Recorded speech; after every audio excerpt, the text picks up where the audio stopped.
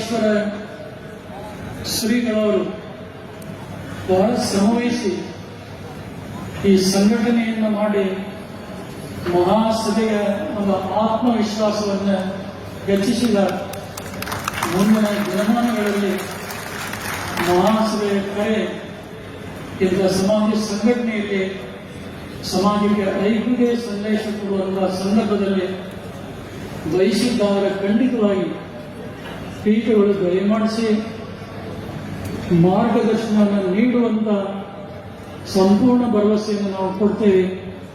ಇವತ್ತಿನ ಈ ಸಮಾರಂಭದಲ್ಲಿ ಮುಂಡ್ರಿಗೆ ಜಗದ್ಗುರು ಅನ್ನದಾನೀಶ್ವರ ಶಿವಯೋಗಿಗಳವರು ತಾತ್ವಿಕ ತಳಹದಿಯ ಮೇಲೆ ವೀರಶೈವ ಧರ್ಮದ ಆದರ್ಶಗಳನ್ನು ಲಿಂಗಾಯತ ಈ ಪದದ ವಿಶ್ಲೇಷಣೆಯನ್ನು ಮನಮುಟ್ಟುವಂತೆ ತಮಗೆಲ್ಲ ಮನವರಿಕೆಯನ್ನು ಮಾಡಿಕೊಟ್ಟಿದ್ದಾರೆ.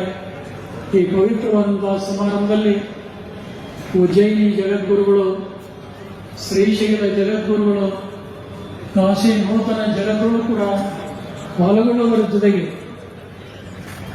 ಏನು ನಿರಂಜನ ಜಗದ್ಗುರುಗಳು ಕೂಡ ಇವತ್ತಿನ ಈ ಸಮಾರಂಭದಲ್ಲಿ ಪಾಲ್ಗೊಂಡು ಸಮುದಾಯದ ಎಲ್ಲ ಜನರಿಗೆ ಅತ್ಯಂತ ಹರ್ಷವನ್ನು ಉಂಟು ಮಾಡಿದ್ದಾರೆ.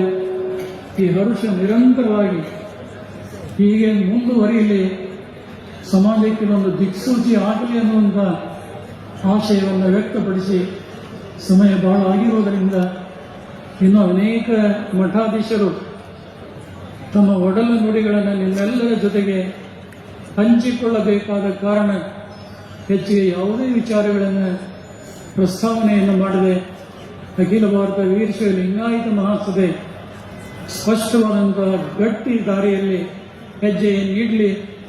ಸಾವಿರಾರು ಮಠಾಧೀಶರು ನಿಮ್ಮ ಬೆನ್ನ ಹಿಂದೆ ಇದ್ದು ನೀವು ಮಾಡಿದಂಥ ಈ ಒಳ್ಳೆಯ